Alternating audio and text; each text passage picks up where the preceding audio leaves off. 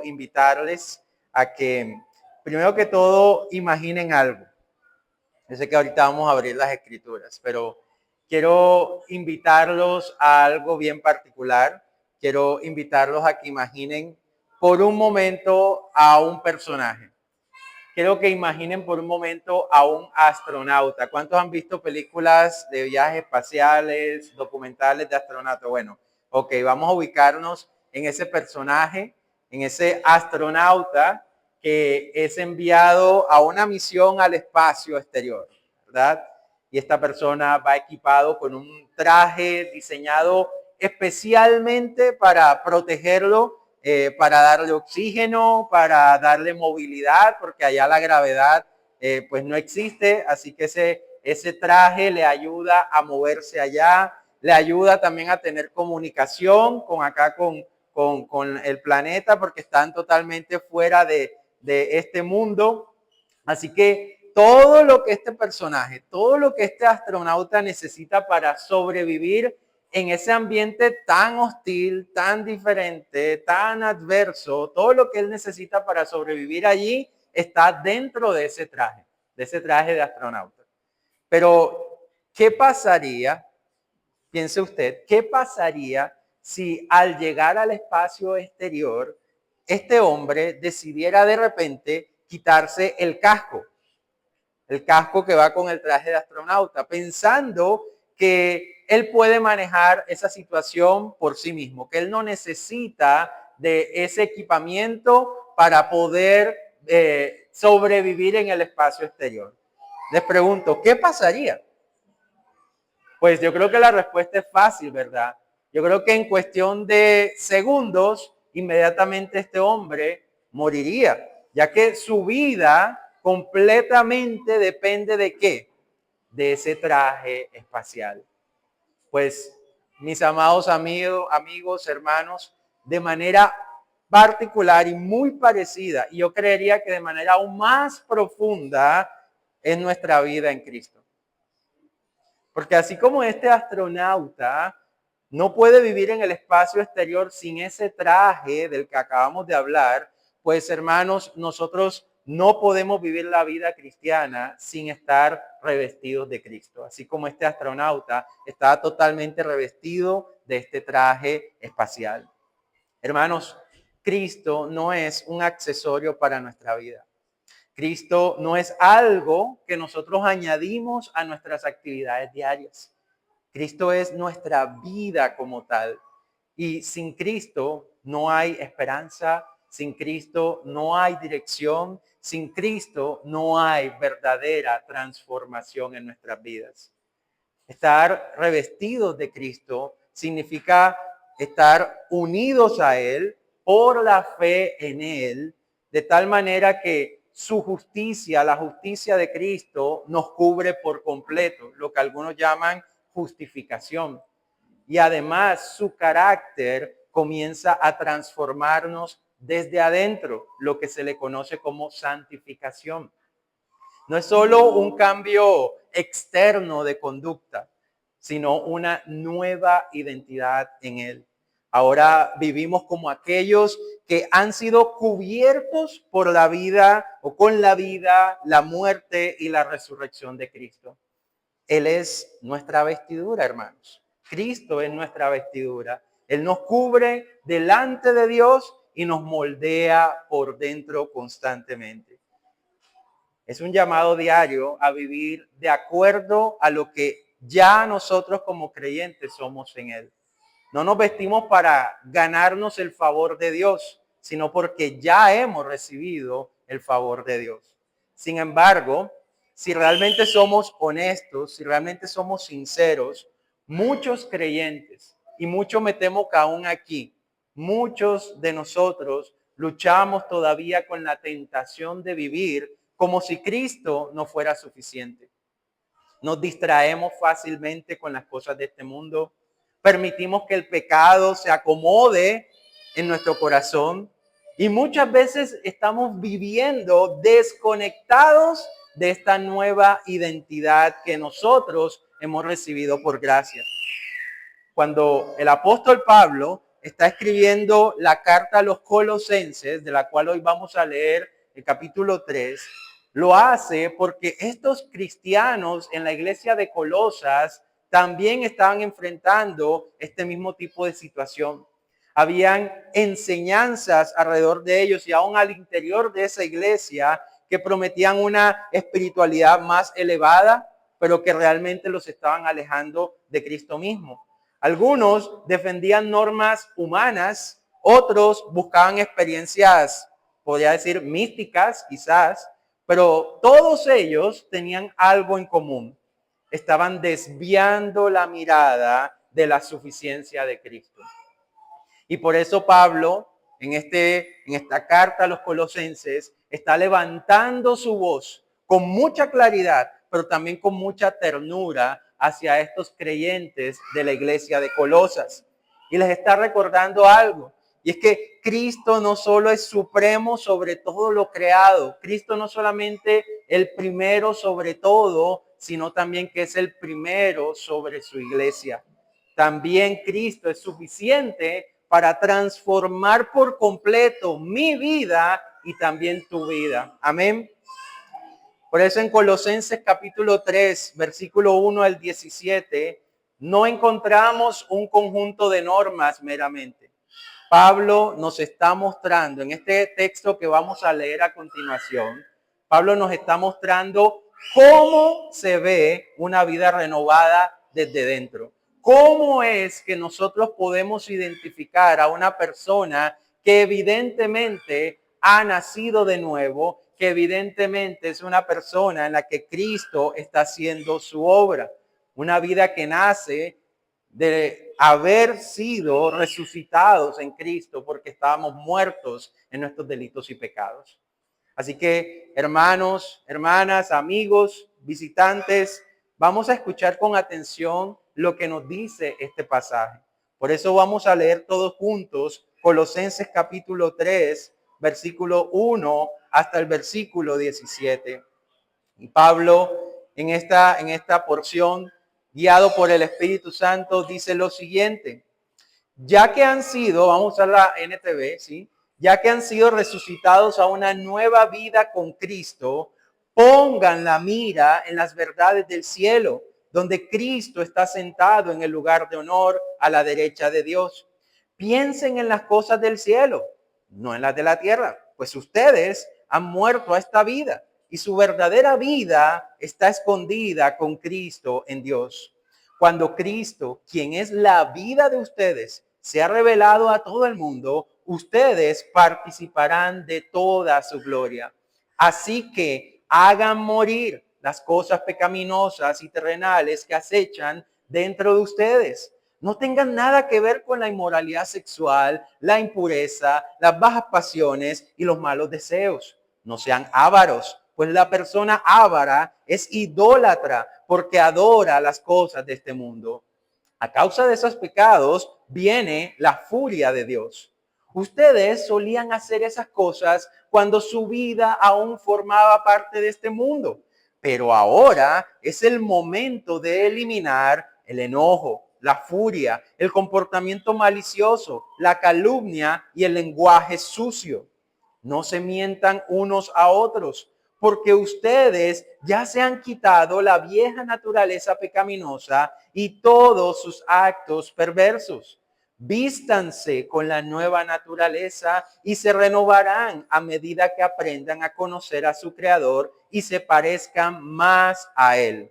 En esta vida nueva, no importa si uno es gentil o judío, si está o no circuncidado, si es inculto, incivilizado, esclavo o libre. Cristo es lo único que importa y Él vive en todos nosotros. Dado que Dios los eligió para que sean su pueblo santo y amado por Él, ustedes tienen que vestirse de tierna compasión, bondad, humildad, gentileza y paciencia. Sean comprensivos con las faltas de los demás y perdonen a todo el que los ofenda. Recuerden que el Señor los perdonó a ustedes, así que ustedes deben perdonar a otros. Sobre todo, vístanse de amor, lo cual los une a todos en perfecta armonía, y que la paz que viene de Cristo gobierne en sus corazones, pues como miembros de un mismo cuerpo, ustedes son llamados a vivir en paz y sean siempre agradecidos. Que el mensaje de Cristo, con toda su riqueza, llene sus vidas. Enséñense y aconséjense unos a otros con toda la sabiduría que Él da. Canten salmos e himnos y canciones espirituales a Dios con un corazón agradecido. Y todo lo que hagan o digan, háganlo como representantes del Señor Jesús y den gracias a Dios Padre por medio de Él. Amén. Hermanos, este texto que acabamos de leer nos está llamando a vivir de acuerdo a una nueva realidad que ya ha comenzado en nosotros. No que va a comenzar, sino que ya ha comenzado en nosotros si realmente somos iglesia. Si hemos sido unidos a Cristo por medio del Evangelio, entonces, y este va a ser mi argumento del día de hoy, entonces debemos vivir como quienes han sido revestidos de Cristo. Vuelvo y repito, si hemos sido unidos a Cristo por medio del Evangelio, si tú dices amén a eso, si tú eres de aquellos que dices sí, ya yo soy uno en Cristo Jesús, ya soy uno con Cristo porque Cristo me ha salvado, entonces tú debes vivir como quienes han sido entonces revestidos de Cristo Jesús. Amén. Y para eso, en este texto de Colosenses 3, Pablo nos va a mostrar tres señales claras de que alguien efectivamente ha sido revestido de Cristo Jesús. La primera de esas señales que Pablo nos deja ver en este texto es que una persona que ha sido revestida de Cristo Jesús, número uno, vive con la mente enfocada en el cielo. Amén. Vivimos con la mente enfocada en el cielo y eso lo vamos a ver en los primeros 4 versículos de este capítulo 3. Así que présteme atención. ¿Se acuerda del astronauta? Sí, lo acabo de mencionar hace unos momentos y si no se acuerda porque estaba dormido. Así como este astronauta de esta ilustración inicial depende por completo de ese traje para sobrevivir ahí en el espacio exterior, que es un medio bastante difícil, hostil, adverso.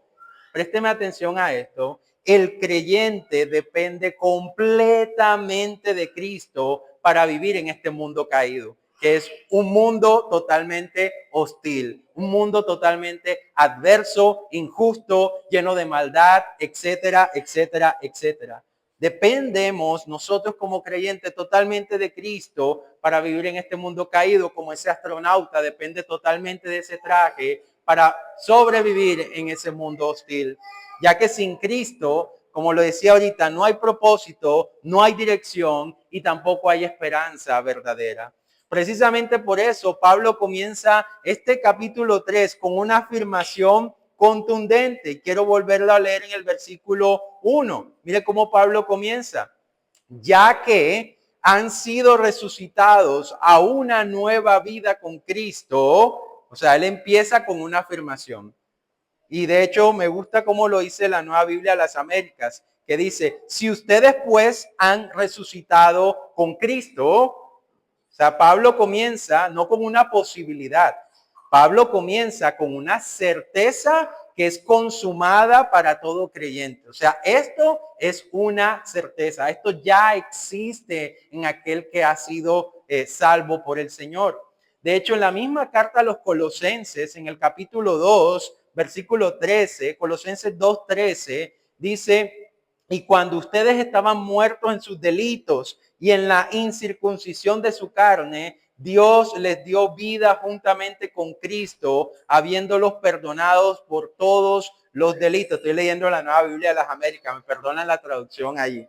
Por lo tanto, hermanos, miren, Pablo está apuntando a una certeza en la vida de nosotros como creyentes. Por lo tanto, si esto es cierto en ti, ya que esto es cierto en ti, si tú realmente eres de aquellos que dicen, yo soy salvo, yo soy creyente, yo sé que Cristo me ha rescatado, por lo tanto, tu mente y mi mente ya no puede seguir anclada a las cosas de este mundo, ya que esta nueva identidad que nosotros tenemos exige una nueva manera de pensar.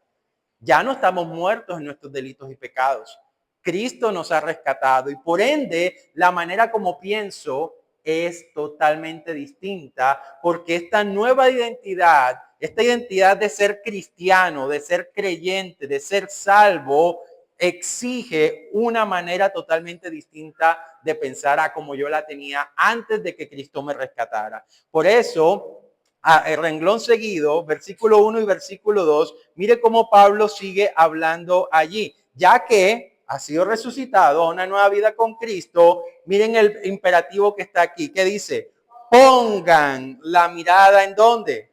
En las verdades del cielo, donde Cristo está sentado en el lugar de honor a la derecha de Dios. O como dice otra versión, busquen las cosas de arriba, donde está Cristo sentado a la diestra de Dios. O sea, ser creyente, entender que el Señor me ha rescatado, implica que yo activamente, intencionalmente, busco las cosas del cielo. Significa interesarme por lo que agrada a Dios, interesarme por esas cosas que le dan gloria a Dios. Y mire cómo sigue hablando el apóstol Pablo en el versículo 2. Dice, piensen en las cosas del cielo, no en las de qué.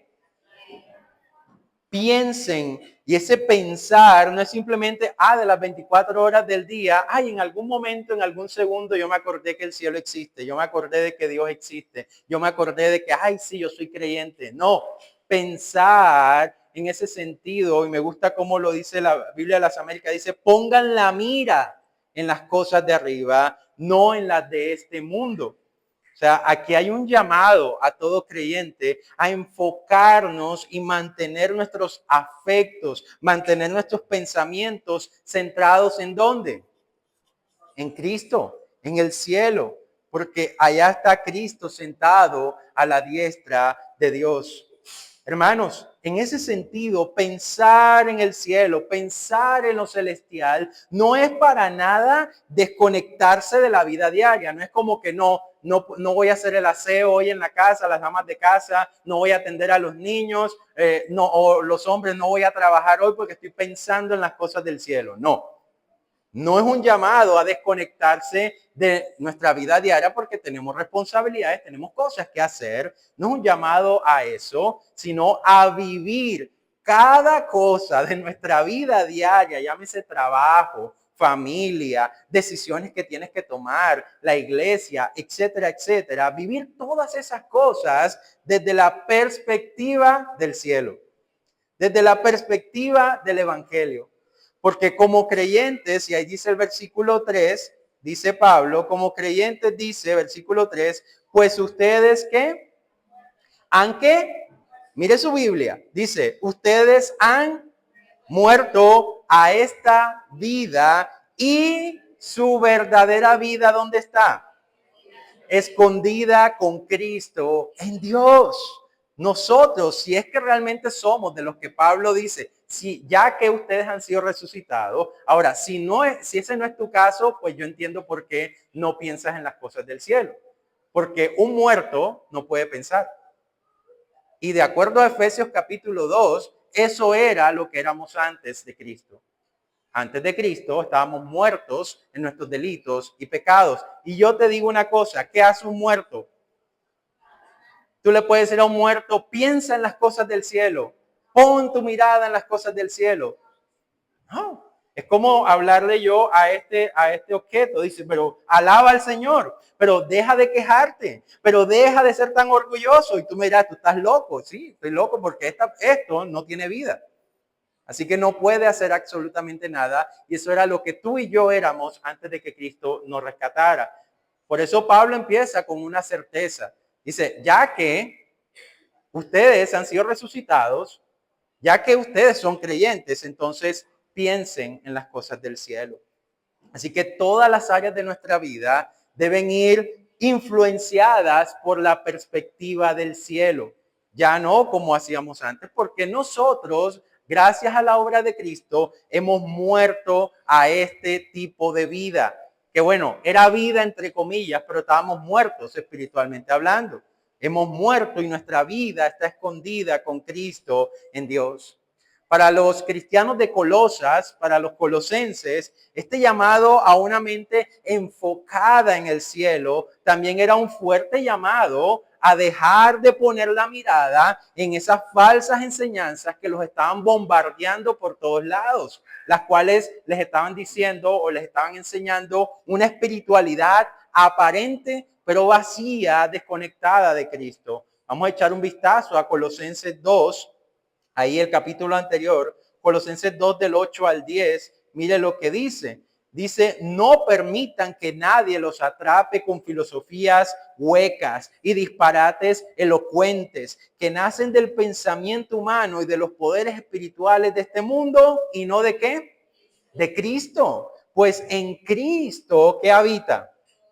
Toda la plenitud de Dios en un cuerpo humano. De modo que ustedes también, si han nacido de nuevo, por supuesto, de modo que ustedes también están completos mediante la unión con Cristo, quien es la cabeza de todo gobernante y de toda autoridad.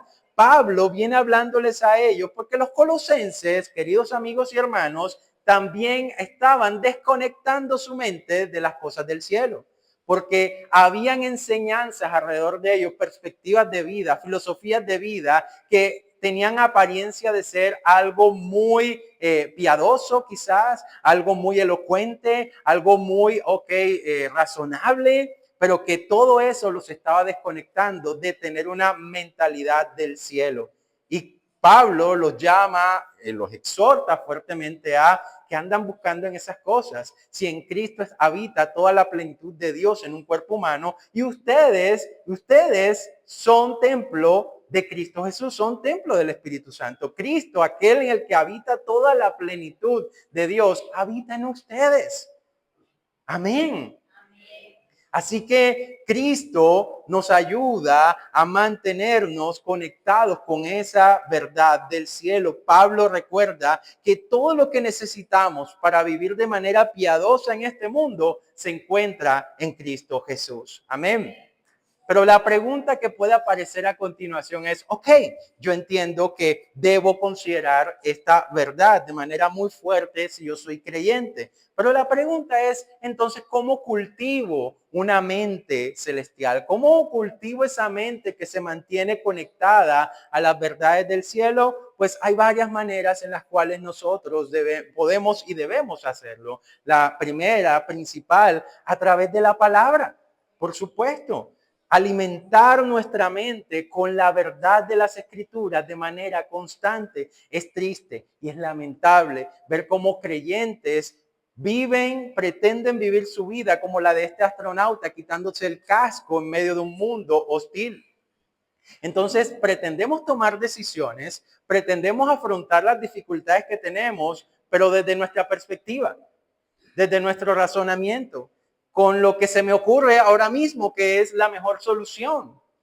Pero muchas veces llegamos a esas situaciones porque muy poco estamos siendo expuestos de manera intencional a la palabra de Dios. Mire, si usted se mantiene alimentándose de dulces, chucherías, como le decimos, ¿verdad? ¿Qué puede pasar posteriormente en su cuerpo? Los efectos se empiezan a notar. Además de que se puede inflar como un globo, ¿verdad? Pues su salud se deteriora. Porque es que lo que usted está consumiendo, aunque se vea atractivo, ¿verdad? Porque a quien no le gusta un dulce, ¿verdad? Al final va a terminar pasando factura.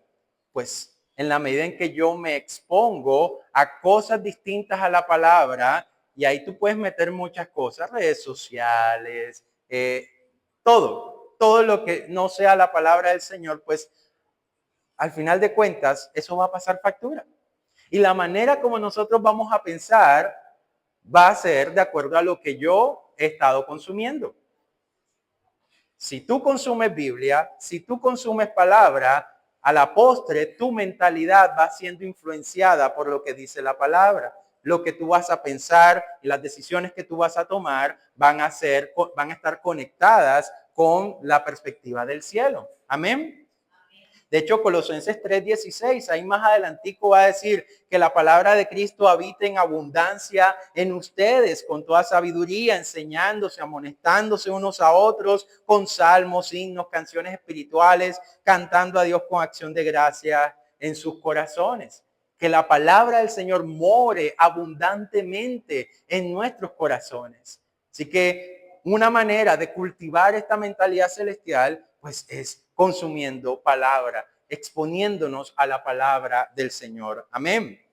Pero también podremos hablar de la oración, por supuesto, por medio de orar, por medio de cultivar esa vida de oración constante con el Señor. Estamos cultivando una comunión con Cristo Jesús, la palabra, la oración, por supuesto. Creo que los salmos nos dejan ver una ventana bien interesante del efecto que puede causar en una vida el hecho de que estemos constantemente en oración viniendo a Él. Tú puedes ver salmos, personas, algunas veces es David, otras veces no sabemos quién es, pero que vienen con angustia, con preocupación, a veces con ganas de tirar la toalla, a veces con ganas de decir, ya no quiero vivir más, pero van en oración al Señor y el Señor en medio de la oración empieza a hacer una obra y al final se levantan de ese lugar con una perspectiva distinta. Usted ha leído salmos y esa es una clara tendencia en muchos de los salmos. Pero también otra manera de poder cultivar esta mente celestial es el hecho de que yo tenga una vida de intimidad con la iglesia, una vida en comunidad con la iglesia de Cristo. Ahorita voy a abordar ese punto más en detalle, porque en la iglesia somos exhortados, somos fortalecidos para perseverar en la fe. De hecho, no me quiero adelantar mucho a eso, pero sí quiero decir algo bien claro. La iglesia es el cuerpo de Cristo. Así que Dios actúa en nuestras vidas a través de los miembros de su propio cuerpo, que es la iglesia. Así que esa es otra manera en la cual nosotros estamos cultivando esa mentalidad celestial. Yo quiero que te hagas unas preguntas muy reflexivas. ¿Qué es lo que más ocupa tus pensamientos diariamente? ¿Qué es lo que más ocupa tu pensamiento todos los días? La preocupación, la angustia, el hecho de que mañana tienes este compromiso, la situación del país. Sí, y no te estoy diciendo, como decía ahorita, no es desconectarnos de nuestra vida diaria, no. Pensar en el cielo no es abstraernos y decir, no, no pasa nada, estoy en negación, no, todo está hermoso. No, no es eso, porque claramente estamos en un mundo caído. El astronauta usa su traje porque al final usar su traje es una clara aseveración de que afuera hay un mundo hostil, o sea, él no está negando eso. Pero ¿cuánto de lo que realmente pasa por mi mente de verdad está siendo intencionalmente direccionado a, ok, el mundo está así, pero la palabra dice esto, pero Cristo es soberano, pero Él está obrando, pero Él dice en su palabra esto? Usted pregunta, ¿tus prioridades del día a día de verdad están reflejando que tu mirada está en el cielo o en las cosas de este mundo? ¿Cuáles son tus prioridades? ¿Qué es lo que te hace levantarte temprano? ¿Qué es lo que hace que tú tengas un sentido de urgencia en el día a día? Ahora, por supuesto, vuelvo, insisto, sí, tenemos responsabilidades y tenemos que apurarnos. Por ejemplo, si yo tengo que entrar al trabajo a las 8, yo tengo que, si me levanté a las 7:10, por supuesto que tengo que correr para llegar temprano. Pero mucho me temo que lo que normalmente está urgiendo nuestras vidas es todo lo terrenal menos lo celestial. Me pregunto yo, Realmente, por ejemplo, tenemos un sentido de urgencia en el sentido de que sabemos a la luz de la palabra que Cristo viene pronto. Así como vivían los cristianos del primer siglo con ese sentido de urgencia, y ese sentido de urgencia los llevaba a pensar de una manera puntual. A veces hacemos planes y proyectos, y vuelvo, insisto, planes y proyectos no son pecados, pero a veces pensamos y planificamos nuestras vidas como si la verdad de que Cristo viene fuera algo ficticio y no una certeza para nosotros como creyentes. Hermanos, no cultivar una mente enfocada en el cielo ha traído terribles consecuencias en muchas personas. Cuando un creyente no cultiva una mentalidad enfocada en el cielo, inevitablemente va a adoptar una perspectiva muy terrenal de la vida. Y esa perspectiva terrenal de la vida va a afectar profundamente su manera de vivir. En palabras más, palabras menos. Así como pienso, así vivo. Así como pienso, así vivo.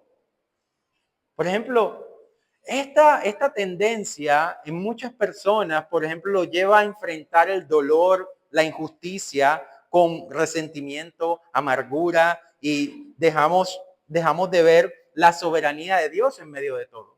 ¿Por qué? Porque me he desconectado de las verdades del cielo. Otras personas dejan de vivir con sentido de propósito en este mundo. La vida se vuelve monótona, sin dirección, sin gozo.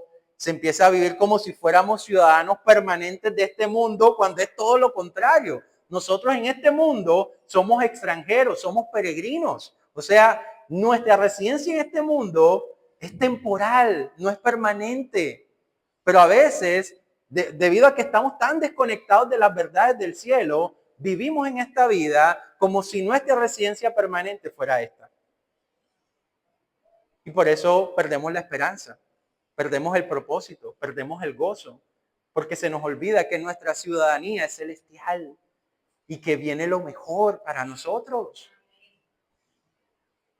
Siendo un poco más prácticos, por ejemplo, hablando de crianza, nuestro modelo de crianza en algunas personas, por estar desconectados de la mentalidad del cielo, el modelo de crianza que aplican a sus hijos es guiado por filosofías de este mundo y en lugar de los principios bíblicos. Por ejemplo, algunas personas terminan administrando el dinero de una manera que prioriza más el consumo que aún la misma generosidad que debe haber en el creyente hacia aquellos que están en necesidad en la iglesia. ¿O dónde me dejas que cómo esta situación termina llevando a matrimonios en donde se terminan ignorando los roles bíblicos? En donde el hombre termina ignorando, olvidando su rol como hombre a la luz de la palabra y la mujer también, influenciados más por la cultura que por la misma palabra de Dios. Hermanos y amigos, Cristo no solamente cambia nuestro destino, no es solamente que Cristo nos salvó para pasarnos de condenación a eternidad, a vida eterna en Él. Sí, eso es cierto. Pero Cristo no solamente cambia el destino nuestro, sino que Cristo también transforma nuestra manera de pensar, nuestra perspectiva. Como dice 2 Corintios 5:17, de modo que si alguno está en Cristo, nueva criatura es. Las cosas viejas pasaron, he aquí, todas son hechas nuevas. Y en este momento me quiero dirigir a las personas que me están escuchando y que saben que aún no han nacido de nuevo. Porque si tú eres de aquellos que sabes que no has sido aún salvo, quiero decirte algo. Sin Cristo, nuestros pensamientos están atrapados en este mundo. Un mundo que tiene fecha de vencimiento, de acuerdo a la palabra. Pero en Cristo realmente encontramos una nueva forma de ver la vida y de ver la eternidad. Por eso hay tantos jóvenes que deciden suicidarse. Por eso hay tantos jóvenes que deciden hacer locuras. Porque creen que esta es la vida única que hay, que no hay manera de salir de este sistema. Pero Cristo ofrece una nueva y mejor manera de ver la vida. En él encontramos esa manera de ver la vida, de ver la eternidad. Por eso, si tú no has nacido de nuevo, quiero preguntarte, ¿dónde está puesta tu mirada? Cristo no solamente quiere perdonar tu pasado, por más oscuro que haya sido, sino también que Él quiere renovar tu mente. Él quiere que pienses de una manera distinta y te quiere dar una esperanza, no para este mundo, sino una esperanza eterna. Iglesia, así como la mente celestial nos lleva a valorar lo que agrada a Dios, también nos lleva a rechazar todo aquello que ofende la santidad de Dios. Porque es imposible vivir verdaderamente con la mirada puesta en Cristo, pero al mismo tiempo hacer las paces con el pecado. Pablo lo deja claro aquí. Si nosotros hemos sido resucitados con Cristo, no solamente debemos poner nuestra mira en las cosas del cielo, como lo acabamos de ver, sino también, como lo va a decir a continuación, hacer morir lo terrenal que aún queda en nosotros. Porque la transformación de nuestra manera de ver las cosas debe conducirnos a una transformación de nuestro carácter y nuestra conducta. Y ese es mi punto número 2 en este sermón. Una segunda evidencia de que hemos sido revestidos de Cristo es que luchamos intencionalmente contra el pecado que aún mora en nosotros. Luchamos intencionalmente contra el pecado que aún mora en nosotros. Lo vamos a ver desde el versículo 5 hasta el versículo 11. Y quiero volver nuevamente con mi amigo el astronauta. Porque así como el astronauta de esta ilustración que se quita el casco, está negando al quitarse el casco la gravedad del entorno que lo rodea y se expone a una muerte segura, el creyente que trata su pecado con ligereza se está exponiendo a un peligro mortal. Porque, hermanos, el pecado sigue presente en nuestro cuerpo, en nuestra carne. Aún siendo creyentes, todavía hay vestigios de ese viejo hombre en nuestra carne. Y aunque ya tenemos claro, y es una certeza y decimos amén a eso, aunque ha sido derrotado el pecado en la cruz, aún debe ser combatido con determinación. Porque la vida nueva en Cristo, hermanos, no tolera una convivencia pasiva con lo que Cristo vino a destruir. Escúcheme bien eso. La nueva vida en Cristo no tolera una convivencia pasiva con lo que Cristo vino a destruir. ¿Y qué vino Cristo a destruir? El pecado y la muerte.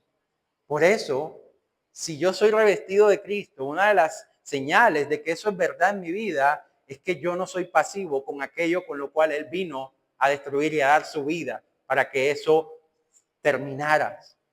Pablo continúa en Colosenses con su argumento. Si ya hemos sido resucitados con Cristo y nuestra mente, como lo vimos en el punto 1, nuestra mente está siendo renovada por lo celestial, entonces debe cambiar radicalmente nuestra relación con el pecado. El Evangelio, hermanos, no solamente transforma nuestra manera de pensar, como ya lo vimos, sino también nuestra manera de actuar. Por eso en el versículo 5, Pablo dice lo siguiente: así que, ¿qué dicen sus Biblias? Hagan morir las cosas pecaminosas y terrenales que acechan dentro de ustedes, porque todavía hay vestigios de ese viejo hombre. No tengan nada que ver con, y empieza a enumerar una lista de pecados. No tengan nada que ver con este tipo de cosas. Este mandato, hermanos, no es un llamado al moralismo o al esfuerzo humano que se desconecta del Evangelio. Porque Pablo ya ha dejado claro a los colosenses que al haber sido salvos por Cristo, Dios ha quitado el dominio del pecado sobre nosotros. Eso es una verdad sobre el creyente y la cual celebramos. Por tanto, ya que el pecado no nos domina, ahora podemos vivir en libertad. No por nuestra fuerza, sino porque ya hemos sido unidos ¿a quién? A Cristo Jesús.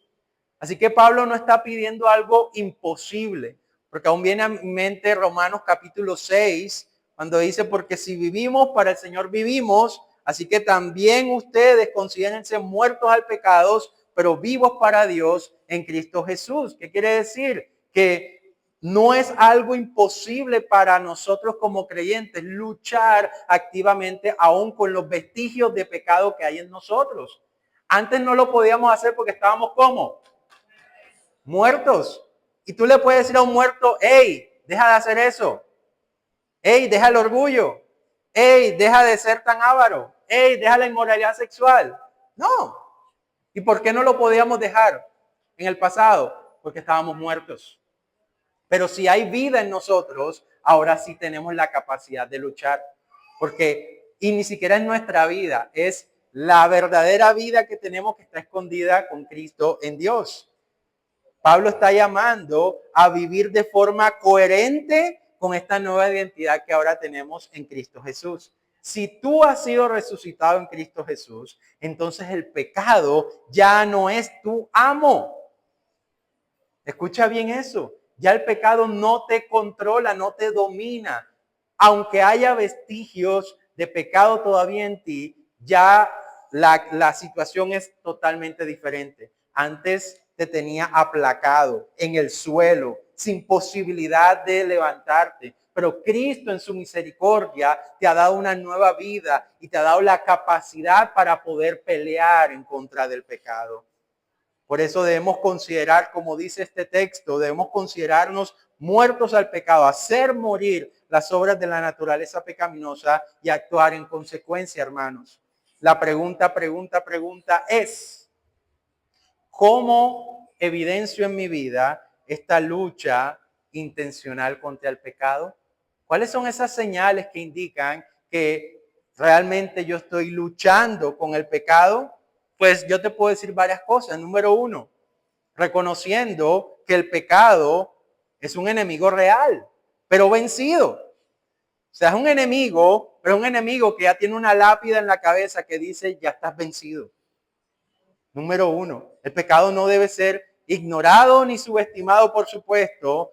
Aunque ya no tiene dominio sobre nosotros, sigue intentando seducirnos. Por eso debemos, como dice el versículo 5, hacer morir las obras de la naturaleza pecaminosa. Como dice la otra versión, considerar muertos los miembros terrenales al pecado. En otras palabras, no le cedas espacio. No le des papaya, para que sea más entendible en costeñol. No le des papaya. Si tú ya sabes cuál es tu tendencia a, entonces no le des papaya, porque Dios te ha dado la capacidad para que no le des papaya. Antes no lo podías hacer, ahora sí. Y cree que esto es cierto, porque tienes una nueva identidad.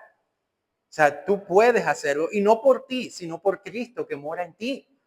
Tienes la fortaleza del Espíritu Santo que mora en ti para poder luchar en contra de eso.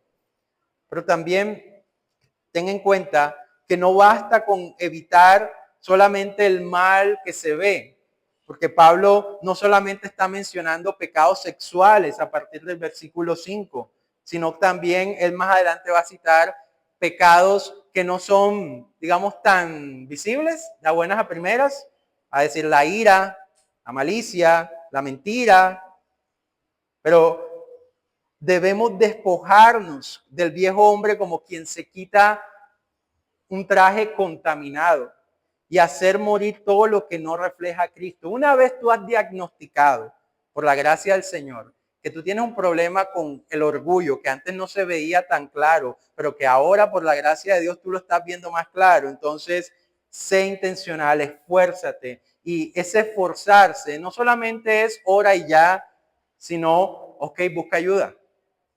Y busca el consejo de aquellas personas que quizás te van a decir las cosas que tú no quieres escuchar, pero que necesitas escuchar.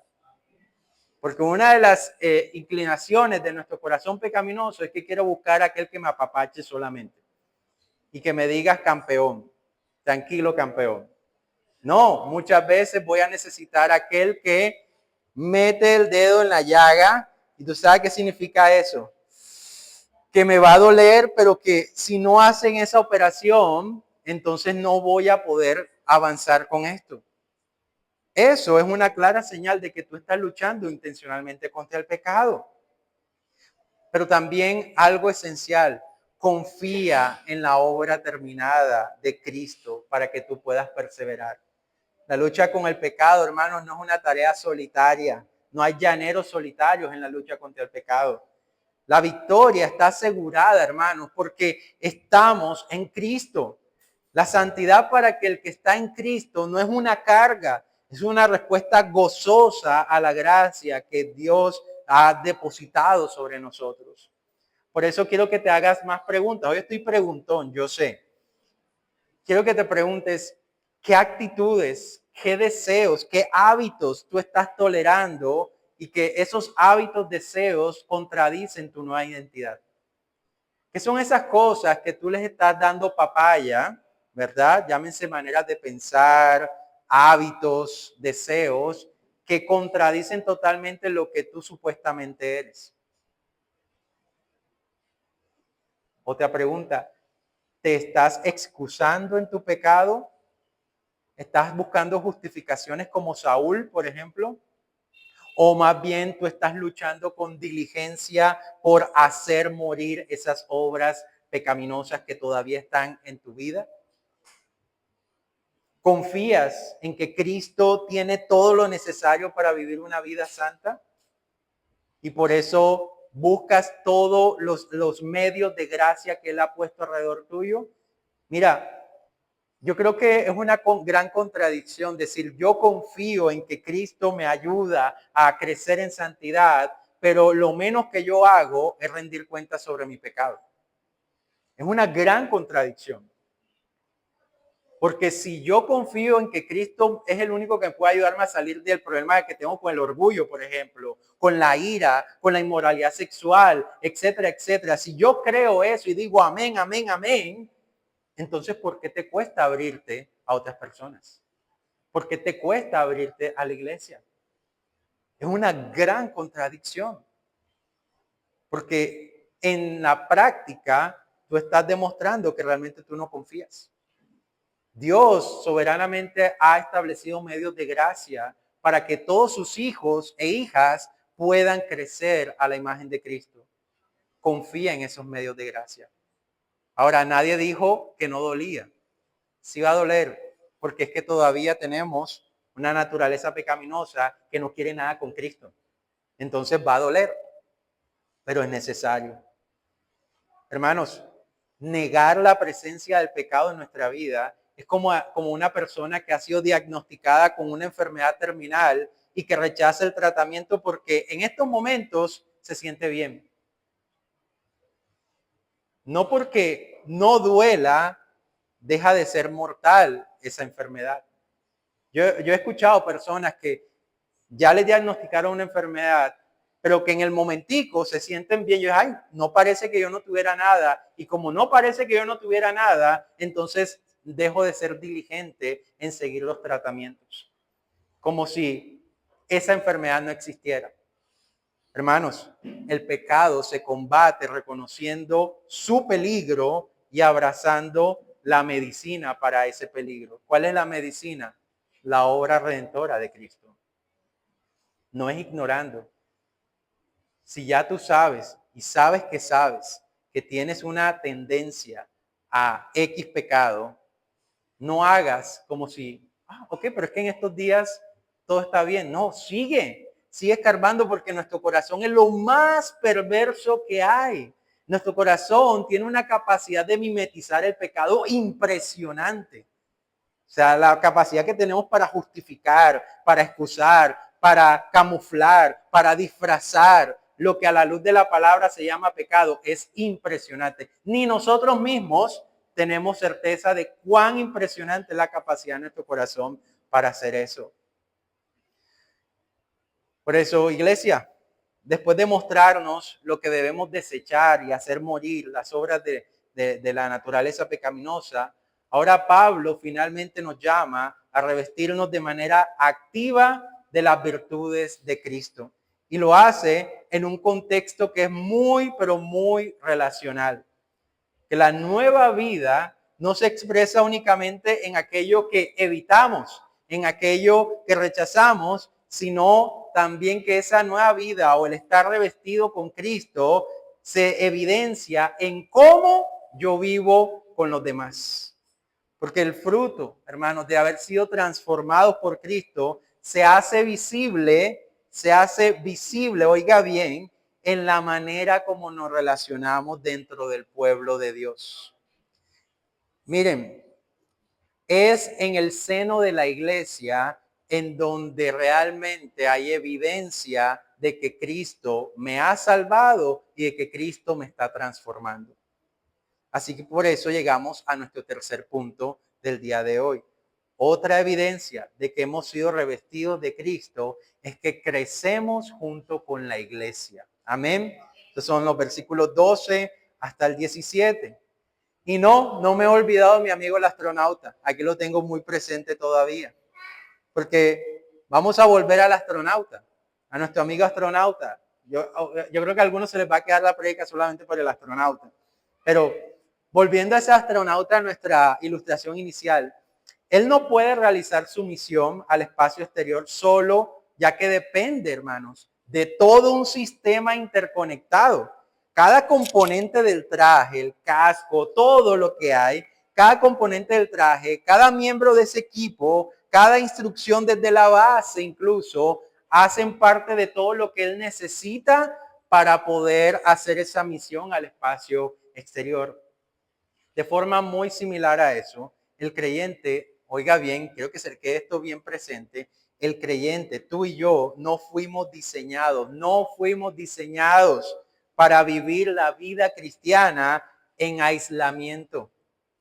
No fuimos diseñados de esa manera. Algunos creen que pueden vivir su cristianismo de esa manera, pero por diseño divino eso es imposible.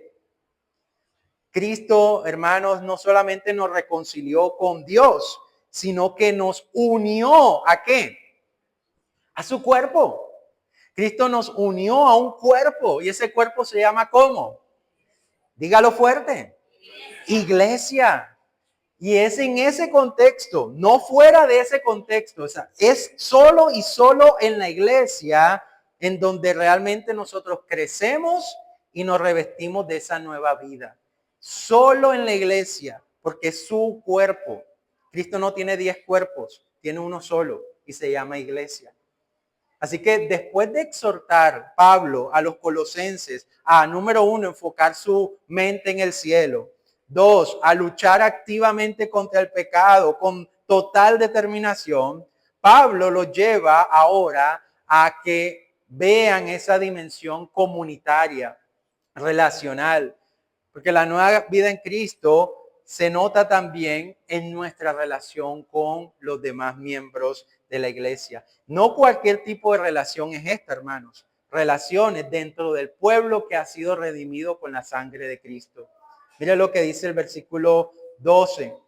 Dice, voy a leerlo yo acá. Versículo 12 dice, dado que Dios los eligió para que sean ¿qué?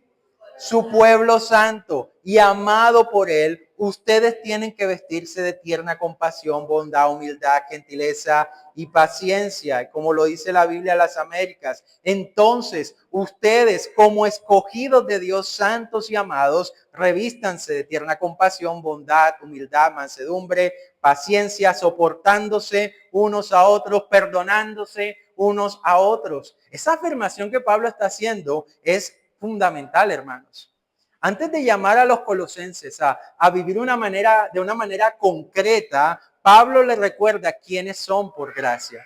Son escogidos, apartados y amados por Dios. Todo esto está dando una identidad colectiva. Esa identidad colectiva, hermanos, es el fundamento de todo el comportamiento que Pablo va a mencionar a continuación del versículo 12. Porque, hermanos, no somos un grupo de individuos tratando de ser amables por nuestro esfuerzo propio. Somos un cuerpo, una unidad, todos.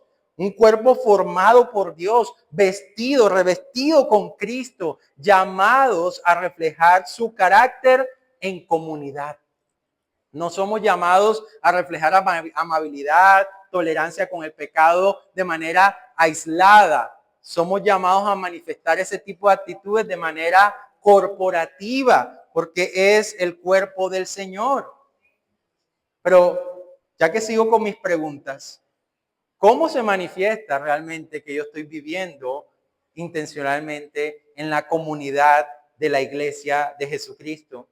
Hermanos, revístete del carácter de Cristo hacia los demás. Pablo no simplemente dice actúa con amabilidad y ya. Pablo dice vístanse de entrañable misericordia, de bondad, humildad, mansedumbre. No son solamente rasgos individuales, son virtudes que preservan la unidad y fomentan el crecimiento del cuerpo. Cuando hay una iglesia en la cual se manifiesta, cuando todos nosotros estamos comprometidos a la misericordia, a la bondad, a la humildad, a la paciencia los unos con los otros, estamos todos entre todos aportando para que entre todos realmente podamos crecer y evidenciar esa nueva vida de Cristo en nosotros. Cuando practicamos el perdón mutuo, yo sé que nos herimos porque somos pecadores. Nos herimos constantemente, a veces de manera que uno ni siquiera está planificando. Pero el hecho de que somos todavía personas que tienen una naturaleza pecaminosa implica que en algún momento nos vamos a seguir hiriendo. Esa es una verdad. Pero Cristo nos llama a practicar el perdón mutuo, así como Cristo nos perdonó. Donde hay relaciones, van a haber ofensas. Eso es claro y no soy profeta. Eso es clarito. Pero el Evangelio, hermano, nos da el poder para perdonar con esa misma gracia que hemos sido perdonados. ¿Y qué me dice de lo que dice Pablo en el versículo 14? Vestirnos de amor, que es el vínculo perfecto. El amor cristiano, hermanos, no es sentimentalismo puro, no. Es una decisión, óigame bien, de buscar el bien del otro. Es una decisión, porque muchas veces no quiero y no deseo, porque lo que me hiciste me dolió. Pero por amor a Cristo, yo termino tomando esa decisión, porque al final busco la gloria de Dios, pero también el bien del otro. Es lo que une, hermanos, todas las virtudes anteriores, amabilidad, mansedumbre, bondad, es lo que une todas esas virtudes en perfecta armonía.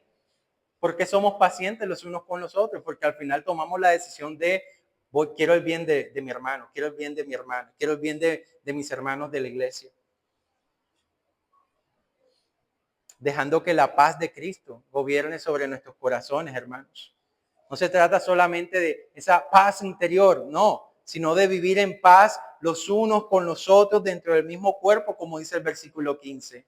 Una paz que se cultiva cuando Cristo realmente está en el centro. Cuando Cristo está realmente en el centro de la iglesia, buscamos, peleamos porque se viva esa paz a la que Cristo nos llama. Y su palabra es la norma. Aquí la norma no es lo que a mí me parece. Aquí la norma es Cristo, si Cristo está en el centro. Entonces deponemos nuestras armas, deponemos nuestros argumentos, ponemos a un lado mi derecho a que mi nombre sea reivindicado. No, Cristo es la norma. Y si Cristo no está siendo glorificado, entonces buscamos activamente como iglesia que eso sea una realidad. Y si eso significa que yo tengo que dar mi brazo a torcer, lo voy a dar. Me va a doler porque en mi corazón quisiera hacer 10,000 cosas, pero lo voy a terminar haciendo porque Cristo debe ser glorificado. Amén. Y como dice al final del versículo 17, vivan para la gloria de Dios en todo. Pablo concluye con esta visión que abarca todo. Y todo lo que hagan, hacerlo todo en el nombre del Señor Jesús. Como dice la NTV, para no dejar de leerla, dice, y todo lo que hagan o digan, háganlo como representantes del Señor Jesús y den gracias a Dios Padre por medio de Él. Hermanos, hemos sido revestidos de Cristo. Esa identidad no se vive aislados. Esa identidad se vive dentro del cuerpo de Cristo, donde la nueva vida se expresa, se pule y se fortalece. Es en la iglesia donde esa nueva vida, vuelvo y repito, se expresa, se pule. Ay, cómo duele que lo pulan a uno, ¿verdad? Cómo duele el proceso de pulimiento. sacar todas las impurezas, sacar todas esas astillas que están ahí, duele. Y es ahí donde esa nueva vida también se fortalece. Este es el diseño de Dios. Así Dios lo ha diseñado. No fuimos salvos para vivir vidas solitarias. Fuimos salvos para crecer como un solo cuerpo. Un solo cuerpo. Adornados con el carácter de Cristo, que fue el que nos salvó. Un solo cuerpo, hermanos. Por eso, yo sé, hoy me van a recordar por las 10,000 preguntas que hice. Pero piensa, ¿tú estás cultivando relaciones centradas en Cristo dentro de tu iglesia? ¿O las relaciones que tienes en la iglesia están muy fundamentadas en lo que tú sientes? En cómo me miraste, en cómo me trataste. ¿O es Cristo el fundamento de tu relación con la iglesia? Piensa en eso. ¿Practicas el perdón? ¿Practicas la paciencia? ¿Practicas el amor en la iglesia? O otra pregunta, ¿estás dejando que la palabra del Señor habite en ti, no solamente como un beneficio personal tuyo, sino para edificar a otros? Que eso sí que es un desafío para nosotros. Porque sí, la palabra me edifica, claro. Cuando entre más me expongo a la palabra, yo soy edificado, por supuesto, y tú también. Ay, sí, estoy golpeando el micrófono acá, perdón. Pero ¿has pensado que también parte de dejar que la palabra more en abundancia en ti significa que esa palabra termine direccionando tu relación con los demás? Que la palabra termina haciendo el mismo efecto que hizo en Jeremías: Señor, me sedujiste, fuiste más fuerte que yo, me venciste, aunque yo quiero pegarle una trompada a esa persona por lo que me hizo, tu palabra me carcome al punto de voy a dar mi brazo a torcer, porque tú eres superior, porque por encima de lo que yo sienta estás tú. Amén. Quiero por último nuevamente hablar con las personas que no han nacido de nuevo y que están aquí, porque hermanos, amigos que están aquí, Cristo no solamente te ofrece una nueva vida, como ya lo hemos dicho en todo este sermón, sino una nueva familia, una comunidad en donde tú puedes crecer, en donde puedes ser transformado y dar gloria a Dios. Esa nueva familia, esa familia de verdad, es parte del regalo del Evangelio. Que seamos parte de la iglesia es un regalo de Dios. Piensa, ¿quieres realmente ser parte de esa familia, de ese pueblo escogido, amado, redimido de Dios? Cristo te está llamando a que te arrepientas de tu pecado y que vengas a Él y seas añadido a su cuerpo. Para concluir, iglesia, vivir revestidos de Cristo no es una opción, es una necesidad en nosotros. Así como el astronauta, nuestro amigo astronauta, no puede quitarse el traje en medio del espacio sin exponerse a la muerte, tú y yo no podemos vivir en este mundo caído sin estar completamente cubiertos en Cristo. Este texto de Colosenses nos ha mostrado que esta nueva vida se evidencia en vivir con mi mente puesta en el cielo, luchar intencionalmente con el pecado y crecer junto con la iglesia. Todo esto, hermanos, no fluye de nuestro esfuerzo humano, sino de haber sido realmente revestidos de aquel que es suficiente, Cristo Jesús, el cual nos cubre, nos sostiene, nos transforma, hermanos. Así que piensa, ¿estás viviendo como alguien que depende plenamente de Cristo cada día? ¿O has comenzado quizás a quitarte el traje poco a poco? Confiando más en tus fuerzas, tolerando más el pecado que mora en ti, o viviendo desconectado de la iglesia. Porque hermanos, hoy es un buen momento para venir a Dios en humildad y pedirle: Señor, revísteme más de ti. Hazme vivir como quien no puede respirar sin ti prácticamente. Porque hermanos, solo en Cristo hay vida. Solo en Cristo hay dirección. Solo en Cristo hay verdadera esperanza. Por eso no te quites el traje. No te quites el traje, vístete de él, afírmalo un poco más y vive para la gloria del Señor. Amén. Vamos a orar. Señor, gracias por tu obra en nuestras vidas. Gracias porque tú nos has dado todo lo que necesitamos, Señor. Porque tú eres suficiente, tu obra es suficiente, Señor. Y nos recuerdas a partir de esa certeza, Señor, que debemos seguir peleando, que debemos seguir actuando, que debemos seguir siendo intencionales en cultivar una mente enfocada en las verdades del cielo, Señor.